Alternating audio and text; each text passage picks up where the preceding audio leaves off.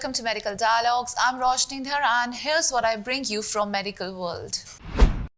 Adults with blood cancers respond to booster, not initial dose of COVID-19 vaccine. People with hematologic malignancies or blood cancers included leukemia, lymphoma and multiple myeloma have an impaired immune system due to their disease and its treatment, putting them at risk of severe COVID-19 infection and experiencing a reduced response to COVID-19 vaccine. In a recent study published by Wiley Online in a peer-reviewed journal of the American Cancer Society, less than half of patients with hematologic malignancies mounted detectable antibodies after initial COVID-19 vaccination, but 56% of non-responders produced antibodies after receiving a booster dose. For the study, Thomas Olela, MD of Brown University, and his colleagues retrospectively analyzed antibody responses to initial and booster COVID-19 vaccination in 378 patients with hematologic malignancies. Anti-SARS-CoV-2 antibodies were detected in the blood of 181 patients after initial vaccination with one of 3 US Food and Drug Administration authorized or approved COVID-19 vaccines, and patients with active cancer or those recently treated with an immune cell depleting therapy were least likely to produce these antibodies. Among patients who did not mount an antibody response following initial vaccination, responses were observed after a booster dose in 48 of 85 patients who were assessed. Dr. Thomas Olela concluded that according to our findings built on the wealth of literature showing that patients with hematologic malignancies have an impaired response to COVID-19 vaccination. Importantly, we show that many of these patients who did not respond initially will in fact have a response to booster vaccination. Moreover, when we looked at outcomes, we found that deaths from COVID-19 in the patient population we reviewed only occurred in those with undetectable antibodies, and nobody who received prophylactic antibody therapy was diagnosed with COVID-19. This suggests to us the importance of checking antibody levels in these patients and arranging prophylactic antibody therapy. How long-term high-fat diet expands waistline and shrinks brain. New research shows that fatty foods may not only be adding to your waistline but also playing havoc with your brain. An international study led by UNESA neuroscientist Professor Shen-Fu Zui and Associate Professor Larissa has established a clear link between mice fed a high-fat diet for 30 weeks, resulting in diabetes and a subsequent deterioration in their cognitive abilities, including developing anxiety, depression, and worsening Alzheimer's disease. Mice with impaired cognitive function were also more likely to gain excessive weight due to poor metabolism caused by brain changes. Researchers from Australia and China have published their findings in Metabolic Brain Disease. UNESA neuroscientist and biochemist Associate Professor Larissa says the research adds to the growing body of evidence linked chronic obesity and diabetes with Alzheimer's disease, predicted to reach 100 million cases by 2050.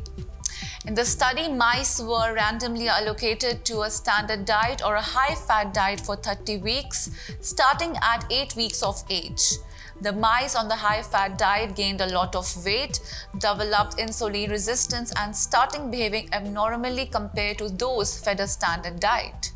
Genetically modified Alzheimer's disease mice showed a significant deterioration of cognition and pathological changes in the brain while fed the high-fat diet. Researchers concluded that findings underline the importance of addressing the global obesity epidemic. A combination of obesity, age, and diabetes is very likely to lead to a decline in cognitive abilities, Alzheimer's disease, and other mental health disorders. Immunotherapy is a new cancer treatment that activates the body's immune system to fight against cancer cells without using chemotherapy or radiotherapy. It has fewer side effects than conventional anti-cancer drugs because it attracts only cancer cells using the body's immune system. In addition, because it uses the memory and adaptability of the immune system, patients who have benefited from its therapeutic effects experience sustained anti-cancer effects. Hello and welcome to Medical Dialogues, your daily dose of health and medical news. I'm Mr. Zaman and today I'm going to talk about a machine learning model to predict immunotherapy response in cancer patients. The recently developed immune checkpoint inhibitor has considerably improved the survival rate of patients with cancer. However, the problem with cancer immunotherapy is that only approximately 30% of cancer patients receive benefits from its therapeutic effect, and the current diagnostic techniques do not accurately predict the patient's response to the treatment. Under this circumstance, the research team led by Professor Sang-Uk Kim, Department of Life Sciences at Postech, is gaining attention as they have improved the accuracy of predicting patient response to immune checkpoint inhibitors by using network-based machine learning. The research team discovered new network-based biomarkers by analyzing the clinical results of more than 700 patients with 3 different cancers, that is melanoma, gastric cancer and bladder cancer, and the transcriptome data of the patient's cancer tissues. By utilizing the network-based biomarkers, the team successfully developed artificial intelligence that could predict the response to anti-cancer treatment. The team further proved that the treatment response prediction based on the newly discovered biomarkers was superior to that based on conventional anti-cancer treatment biomarkers, including immunotherapy targets and tumor microenvironment markers. The study helped detect patients who will respond to immunotherapy in advance and establish treatment plans, resulting in customized precision medicine with more patients to benefit from cancer treatments. Supported by the Postech Medical Device Innovation Center, the Graduate School of Artificial Intelligence and Immunobiome Inc., this study was recently published in Nature Communications, an international peer-reviewed journal.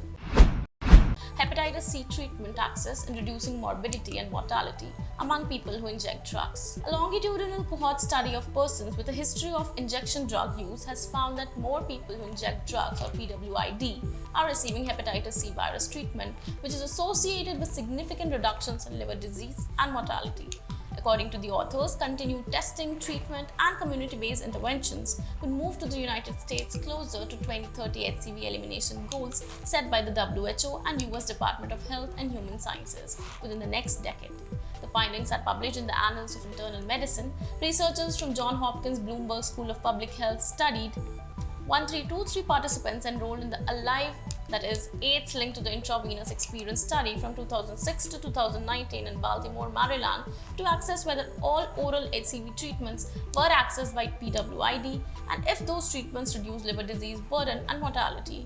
All participants studied had chronic HCV infection.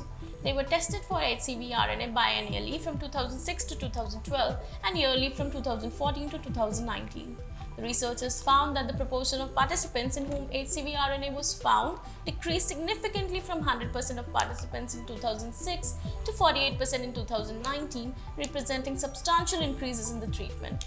At the same time, they observed a strong association between this decrease in HCV RNA and liver disease. In the same period, cirrhosis decreased from being present in 15% of participants in 2006 and 8% in 2019.